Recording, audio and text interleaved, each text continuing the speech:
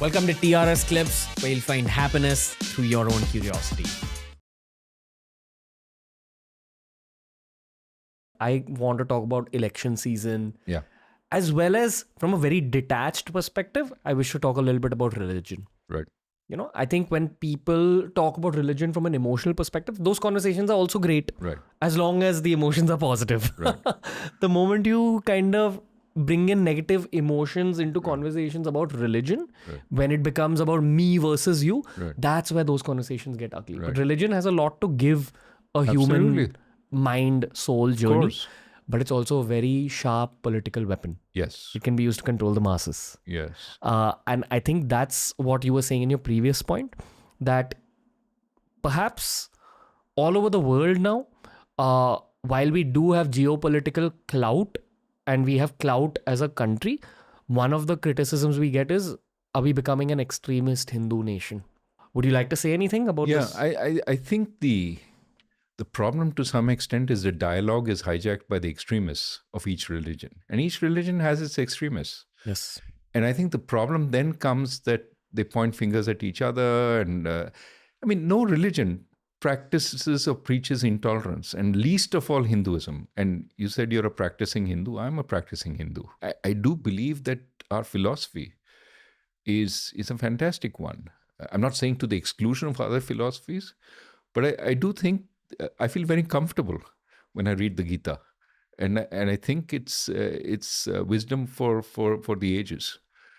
That said, I also think that as a country, religion is just one aspect. And as you said, when you look back to the founding fathers, we spend a long time sort of reading some of what they were talking about then in the Constitutional Assembly and so on. We were shaken by the incidents of partition.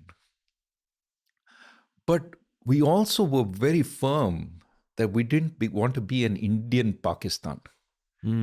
They were a theological driven country. We did not want to be that. We wanted room for all religions. And I think that is a very noble, but also very far-seeing view, that this is why the idea of Bharat or the idea of India is different. We have place for everyone and we will treat everyone equally. That's important. Whether you're social, antisocial, we will treat you equally, not based on your religion. And that is a firm sort of, that was my mother, my father sort of ingrained that in my beliefs. And I think that's very worth fighting for, to preserve that India, which is a land of equal opportunity, equal treatment for every one of its people. In a sense, it's a microcosm of how we want the world to be. That by all means, you have traditions, you have a history, but also you have a culture of bringing people together. We want a world like that, not a world which is constantly fighting for space.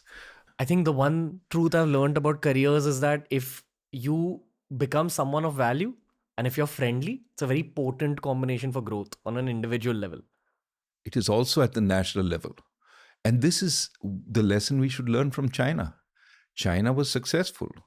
And then China decided to flex its muscles and say, we're better than you.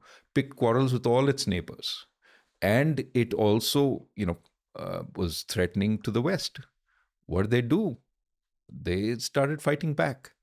What you don't want to do is create that kind of antagonism. I'm not saying, take everything, push back. But there are ways of pushing back respectfully. I did it all my life in the West. I've pushed back and said, no, this will not do. And if you do it, as you said, politely, and you have, I have been critical of the Western system. I was speaking to the IMF board just last week. The board managing director asked me, along with a historian, to talk about what was wrong with the IMF. And they were willing to. And I said, here are the things that are wrong. You are not doing what the emerging markets need. You need to improve and you need to change your system. But I didn't do it saying, you have the wrong intention. I said, look, this can improve. If you don't, you will become a sideshow. That message can be delivered in an reasonable way where it actually improves conversation without being antagonistic. And I think this is what we should strive as a country. Learn, as Shiv Shankar Menon, former foreign secretary, has said, perhaps China flexed its muscles too quickly. Let's not think that is the only way. We can grow, but I think even as a poor country, we were heard around the world because our values were respected. This is a country which is trying to be inclusive, trying to take people along. And I think we can send that message again. Hey, if you enjoyed today's clip, make sure you check out all the other clips we've uploaded on this channel. You'll find a clip related to almost every single topic as long as you're willing to search for it.